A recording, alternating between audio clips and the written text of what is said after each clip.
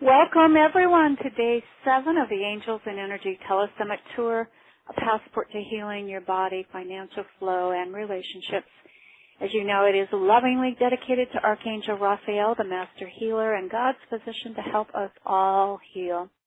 I am Lori Raymond, founder of Women as Visionaries, and also the creative strategist with Virtual Visionary Events, along with my friend and co-creator, Cecil Arthur, a Dream Life coach and certified life mastery consultant. And we are so happy that you've made this choice to join us from all over the world for what's sure to be an amazing and most interesting hour. A couple housekeeping notes. We will work to keep this interview to an hour, but we know the angels are in charge. There will be time for questions at the end. And most importantly, the interview replay will be immediately available for 24 hours on the daily webcast link. And if you need the link, please check your email. It shows up there a couple of times. And finally, if you are moved and inspired by this information, we encourage you to purchase the VIA, the very important upgrade package with all 11 interview hours that includes also some amazing bonus gifts from our expert tour guides. And that is just the fee of $44.40, a magic angel number, and of course Christmas is coming up. So that's it for housekeeping. So let's move into this very exciting time. It is my joy to introduce to you Terah Cox.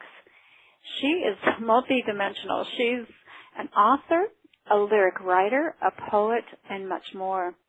And she's had a passion for exploring spiritual truths and pathways, and is deeply connected to her love of words, as she calls gates to meaning and catalysts for transformation.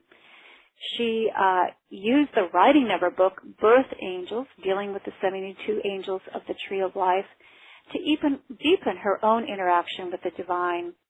And this is a fascinating topic. We'll get into it in the interview, but these 72 angels really came from a Kabbalah tradition that was discovered in 1975. I don't want to say more. It's really got an interesting historical perspective. She has written the lyrics for over 150 songs, and she's also a writer-designer for greeting cards and word art companies. And today we are just really excited about something that we just feel is so different, adds a new dimension. Terah is going to be sharing with us Birth Angels, co-creating your life with your angel soulmates. So welcome, Terah. We're so happy to have you here. Thank you very much. That was a wonderful introduction. I'm very happy to be here. Yes. And just as a final PS before we get into our interview, and that is why did we put this Telesummit together? And Cecily and I wanted to share with everybody on the line, again, our gratitude, but we really wanted to help people connect with their angelic guidance, specifically Archangel Raphael in these 11 days. And we did start out with our first Telesummit dedicated to Archangel Michael. But in this virtual offering, Cecily and I are committed that we want to be sure that you walk away from this hour with specific tools, strategies, and mindsets that will absolutely move you towards the healing of your life and awakening the spirit. That is our intention. We've designed this hour to be very commercial-free and to give you, again, those tools, strategies, and mindsets. So with that, I want to turn it over to my friend and co-creator, Cecily. All right. Thank you, Lori. This is so exciting. I've been waiting to hear about our birth angels. Terah, welcome. It's really great to have you here. Thank you. I want to start and talk a little bit more, just introduce how you got into this a little bit. Can you say where this came from and how did you find this? Well, I was working in the music business for a long time as a lyric writer, and I met a young artist from Canada who was managed by the same people that managed Celine Dion, and he was a big artist with Sony, and he was making a huge change in his life after having a number of very mystical, mysterious dreams with symbols and all of that, and dream guidance from angels appearing to him in his dreams, and then more and more even in his waking state. And he decided that he wanted to record more spiritual material. So he came to New York. He asked around to see if there were any lyric writers who could handle that kind of material, and all of my friends who knew me as kind of on the edge of other kinds of things said, "Oh yeah, we know somebody." So they hooked me up with him, and I went to Quebec and worked with him, and he came here, and then consequently I met the people that he was led to and got involved with, and I began to do some work with them, and that just, kind of snowballed, and we worked together for a while, and then they went ahead and wrote, a book in French, and I wrote a book in English, and we still keep in contact. We're still friends and all of that. And but they introduced me, he and a woman who became his wife, who was originally his teacher, who was from France and Switzerland. So this tradition comes from the area of Girona, Spain, and also France. So it made its way here through these people in Canada, actually. So it's very not really known about too much in the U.S., and my book represents the first book in English dealing with the tradition. Wow, interesting. And it just sort of came to you as being a messenger for this. That's really great. Yes. I mean, I was actually going to let it go, at a certain point, and the angels kind of wouldn't let me let it go. I was feeling, I'm not a master of this, I can't write this book, and then I was sort of reminded that the reason I write is, as you said you all said in the introduction, that I had more to learn, through writing and through the creating, the information came through me, both inspirationally and, of course, through lots of research I was led to do through the inspiration. And so I learned, and as I learned, as I learn, I love to share. I mean, as soon as I learn something, I'm out the door going, guess what I heard? Guess what I found out? And of course, it's over time it deepens, and you become much more thoughtful, and you can do that in the course of writing a book. You really deepen very much in that process, and so it was an exciting start and compelling continuance, and so here I am today. I keep getting pulled into it, That's great. All right. Well, then it's clear you were meant to do that and have it be this inspired action for you to write this book, and it's great to meet people who are living in that moment with the angels. So terrific. Can you start from the beginning? So, what and who are birth angels?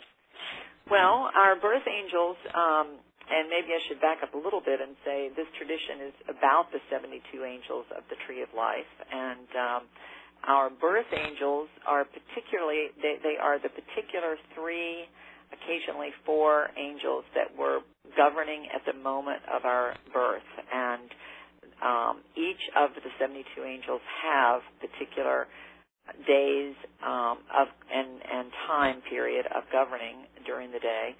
And at the moment we're born, we are born sort of under the auspices of those 3 governing angels. So, and there's, supposedly no accident to it. It's almost as if a divine gift has been given to us in that moment to accompany us and enable us to magnify our humanness as we continue through life. The 72 angels themselves represent actual emanations of the divine as particular qualities and expressions of the divine being or the divine I amness. I'm sure you've all heard that I am that I am phrase. We each contain all of the 72 angels within us, but we have what you might call an extra concentration of the 3 or 4 who were governing at our moment of birth. There is a man, a philosopher, and a Kabbalist who wrote a lot about the 72 angels. His books have been translated, and he calls the angels step-down transformers. They work, they step down the energy of the divine through the angels. They are stepped down into the human. So, in other words, the voltage of the divine, which is so great, is transmuted down to a receivable signal that humans can receive, and conversely, amplifying human communication to the divine. So it's as if we have these angelic beings who are both, hearing our prayers and carrying them back and bringing back the answers, or helping to us to orchestrate the events, that will be the answers to our prayers. I love that idea of a step-down transformer. It really makes so much sense when you put it in those words, as a whole idea that because we do need to have that the divine energy sort of lowered for us a little bit so we can absorb it, and then also for our wishes and desires to go up. So what a cool role for angels. And I've never heard it that way.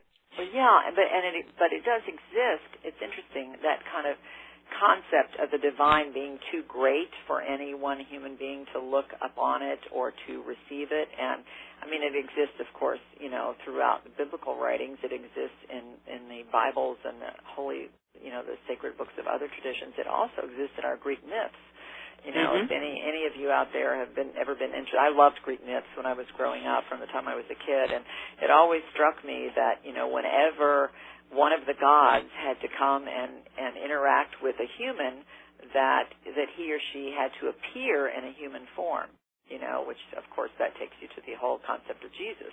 So, but over and over again, that was apparent, and either human form or an animal form of some kind. Leda and the Swan, for example. There are many examples in the Greek myths of that. But we have these little clues all throughout our history and our literature and both secular and sacred literature. So it's really interesting to see where you can compare some of these ideas.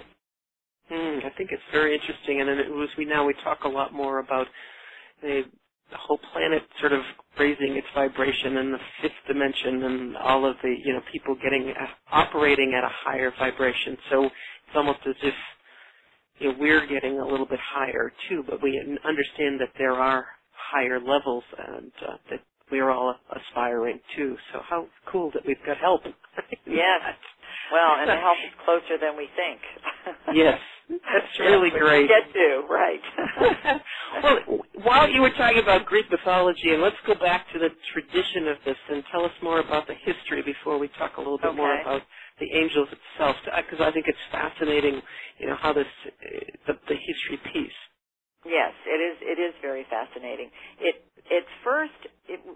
They can trace it back to the very first origins of the system, kind of a tradition being systematized, to the 11th century by a man named Isaac the Blind. And as this grew and continued through the 15th century, those that were drawn to it were actually from many different traditions. So there were Christians, there were, Christian mystics and Gnostics. The Christian Gnosticism was about direct communication with the divine as opposed to needing intervention, between, intercessories like popes and priests and things like that. It didn't negate them, but just said, we can go directly to God ourselves. And this was a very kind of new age Renaissance kind of idea, which is very much resurfacing today more and more, that this idea that we can commune directly with the divine, and that we not only are able to, but it's our birthright, and we are built to do so. So anyway, it went from the 11th century, so it was Christians, Jews, Neoplatonists, alchemists, which is a very interesting, spiritual art. It was about the art of transformation, essentially, and people from all different walks of life. And this idea that they held, which we can go directly to the divine, was absolutely contrary to all traditional religions the two main ones in Europe at the time, which were, of course, Christianity and Judaism. In Judaism, you had to be a married man over 40 to even deal with the Kabbalah, and you couldn't be a woman at all. And in Christianity, you had to go through the church, through the priest and the pope. So they were considered, very outer, edge kind of thing, but they were pretty much, somewhat left alone until the 15th century, and of course that was the time of the Spanish Inquisition.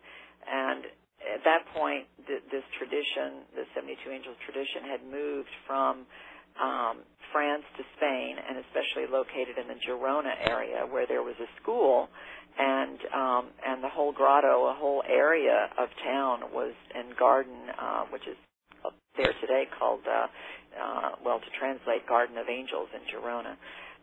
But that was totally walled up, and the people working with the tradition were forced to flee. A lot of them fled to Safad in Israel, which exists today as a Kabbalistic and artistic colony at the top of this mountain. And others, had to convert, and others were killed, as many people were during the Spanish Inquisition. So the interesting thing about how it was then discovered is that the same family had lived for 500 years since the Inquisition in a house, particular house, next to one of the walls of the grotto. And in the 20th century, this little boy, who grew up in that house, in that particular generation, he and his friends started poking around and, poking out the bricks in the wall. It was like a 500-year-old wall, and going over and playing there. And, in that walled-up area, which was totally desolate and, 500 years old, still intact from when it was first closed up, So, and he knew, that there were manuscripts and there were all kinds of things in there that were interesting. So as he started growing up, into an adult, he started trying to get the mayor and different factions in the town to really unwall the grotto, to go in there and discover what was in there. And he finally got some people interested. One of the mayors, finally, he was I think 60 years old before he could make this happen, and he was able to bring some scholars and people from France, and they all, they went in there and they discovered all these manuscripts. And then, of course, Tel Aviv University got involved in the library, so they came in and they started cataloging them. And in the meantime, there were a couple of French scholars who wound up writing, transliterating a lot of the material that was in there into French.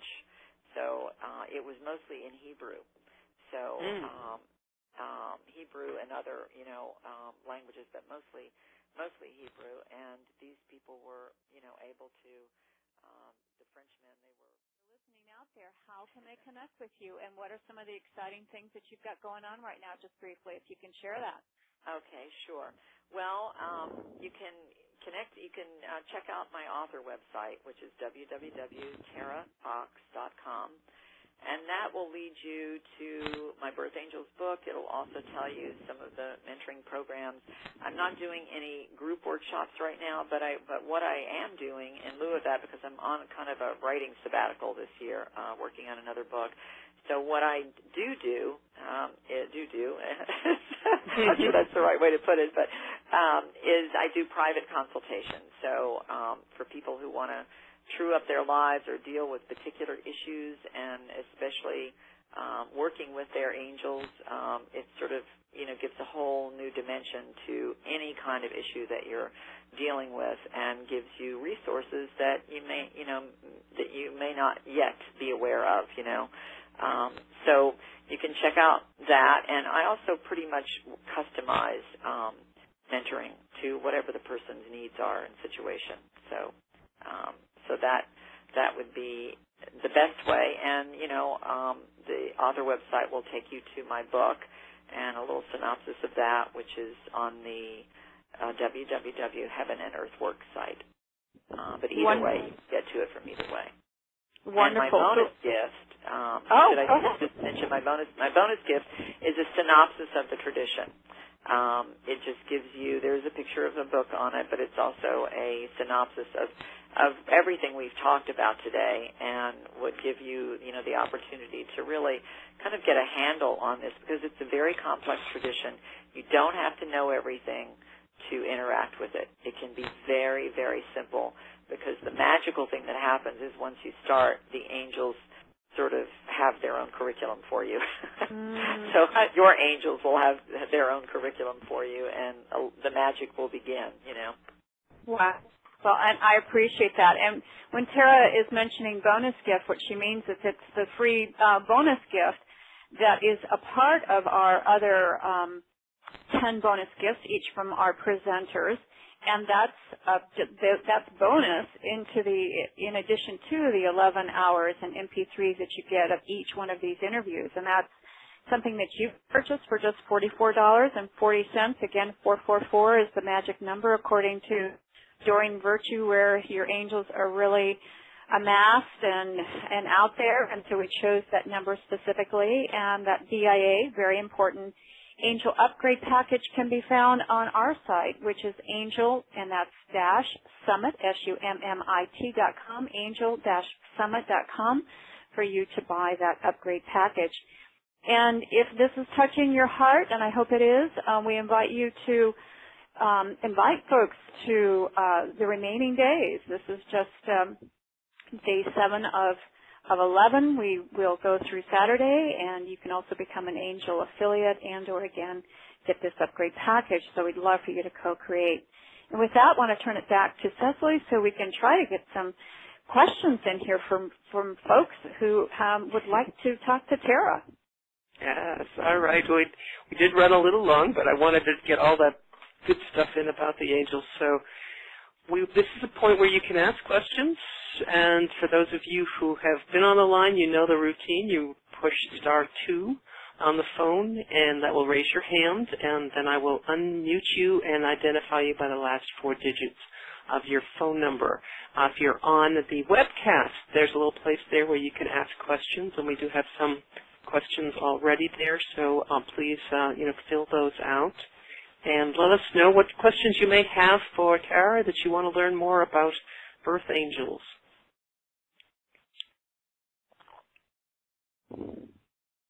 We're waiting. People raise their hands. So, all right, I think that sounds like a complicated thing. Let me just see what else we have on the webcast.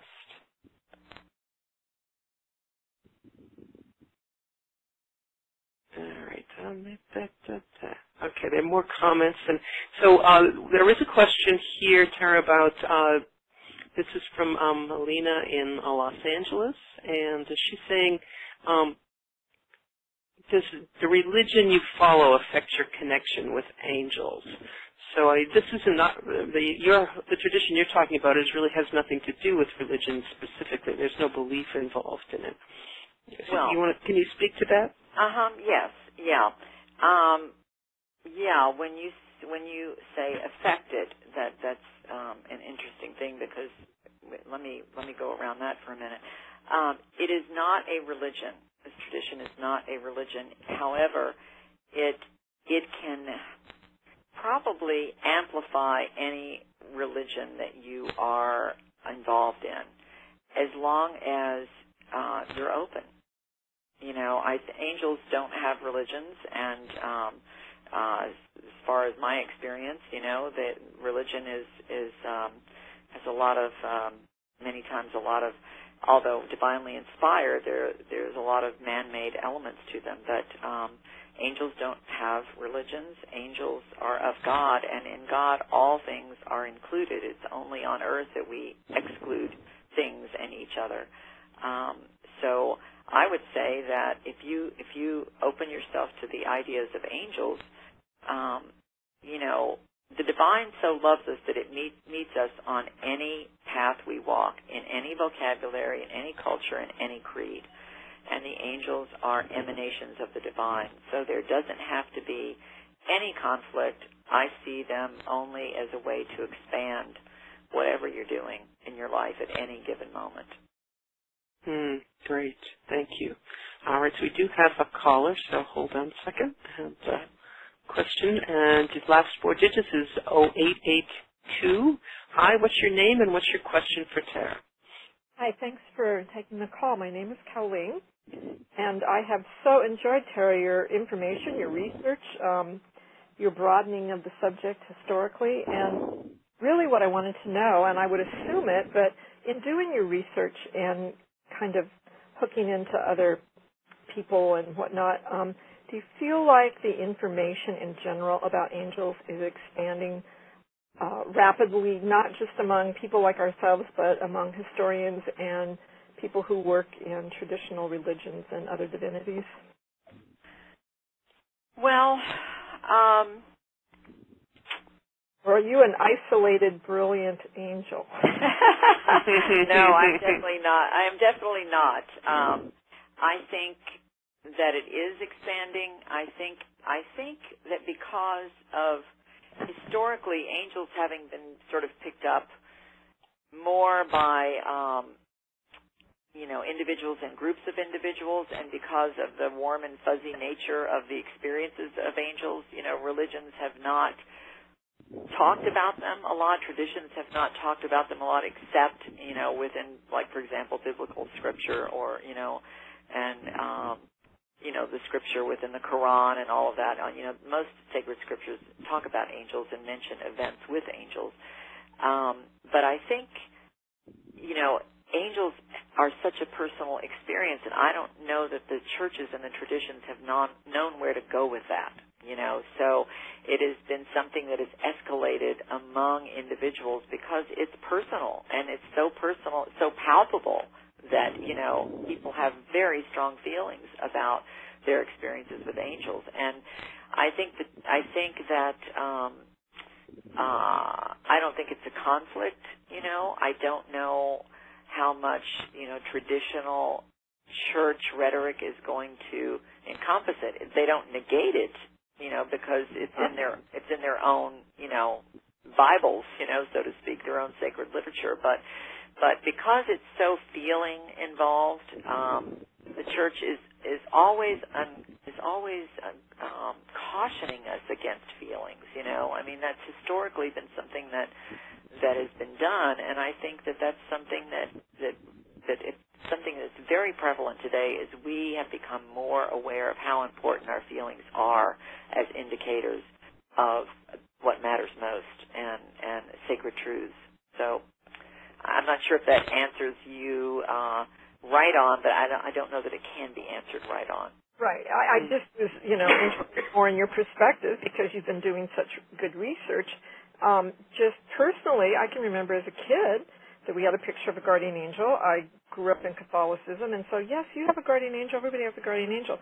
But at a certain point, that just stopped. It was just, there was never any mention, blah, blah, blah. And so, of course, I find it interesting that my path has taken me totally, in these realms, and but yet it was like for children or something. I don't know.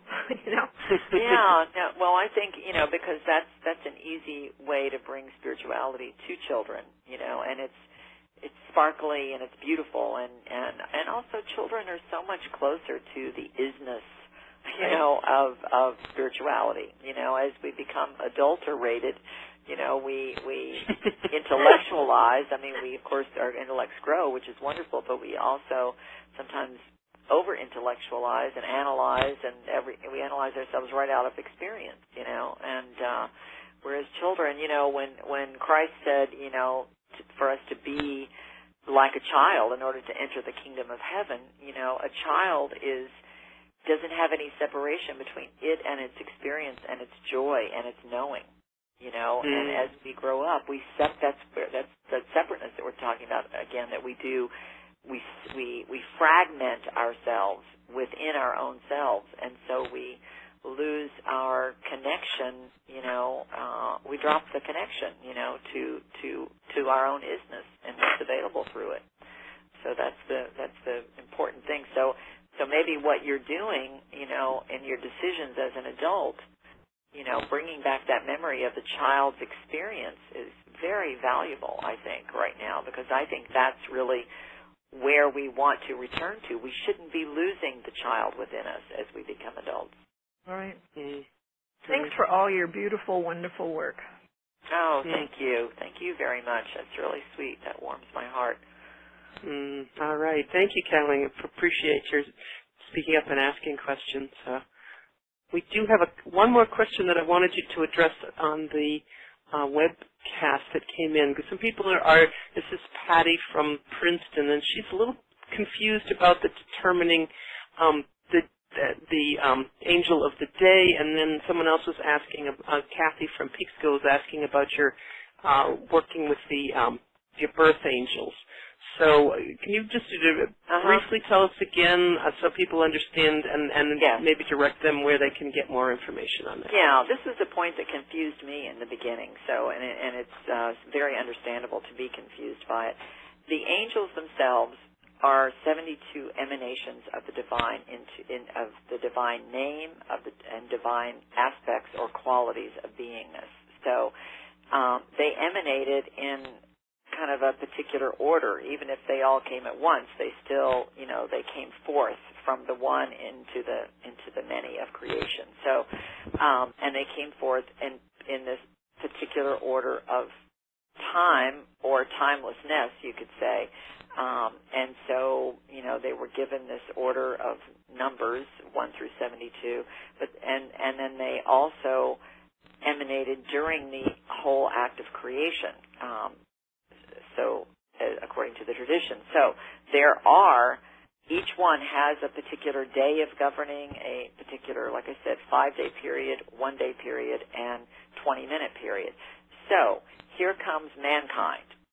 So we come into creation, and there is in creation there is a linear time. Okay, so and the angels now are having their effect in linear time and their governance in linear time and their correspondence to linear time. So here comes us. We are born. Each of us are born, and we're born in a particular day and moment that corresponds to a time when those angels are governing.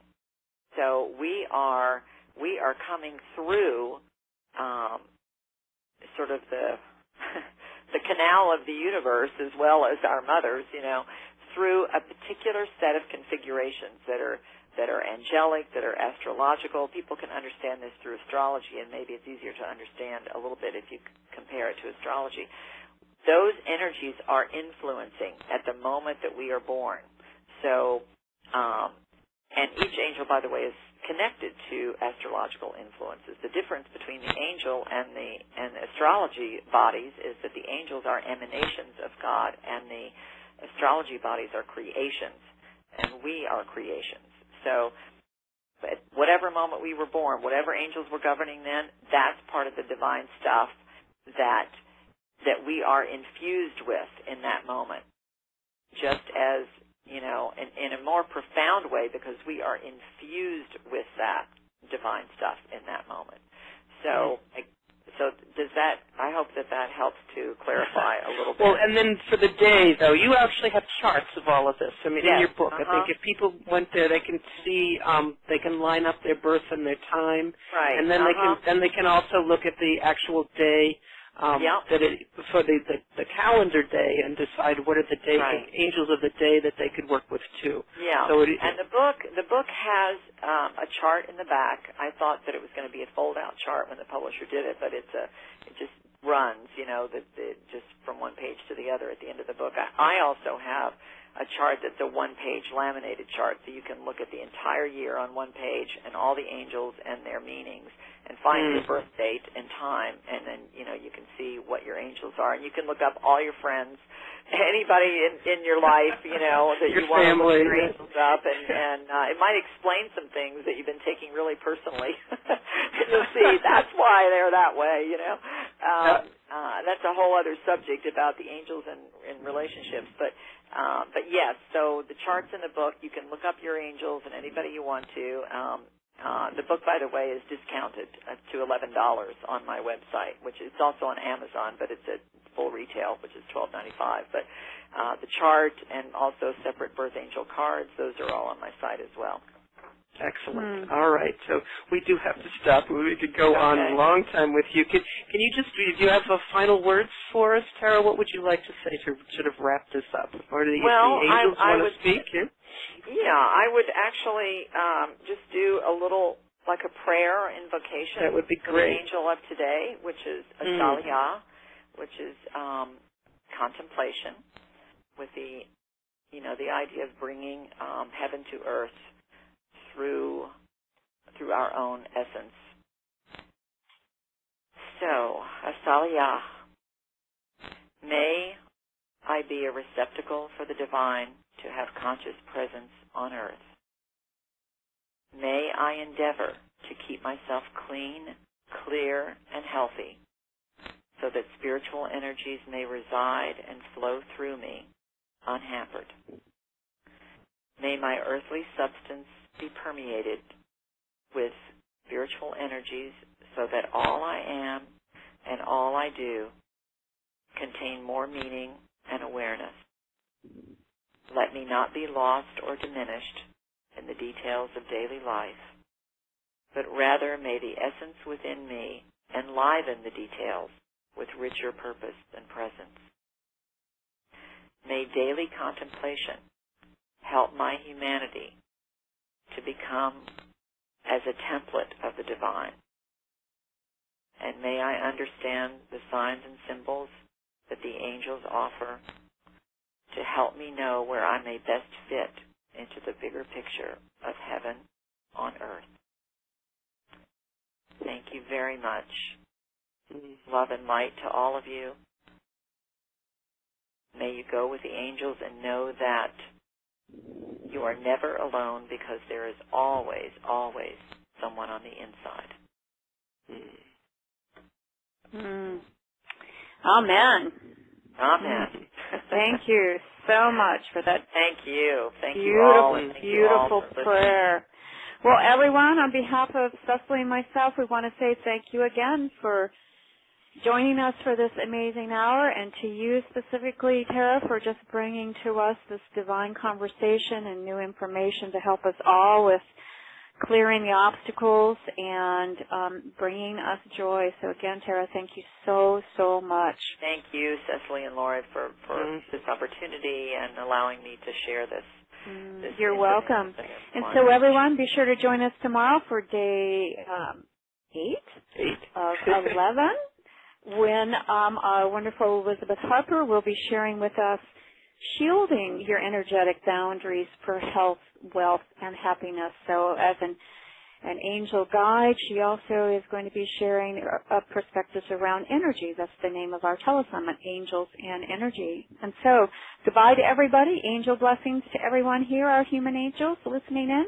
Thanks again for joining us, and we will see you tomorrow, hopefully. Thank you. Goodbye. Bye-bye, everyone. Blessings.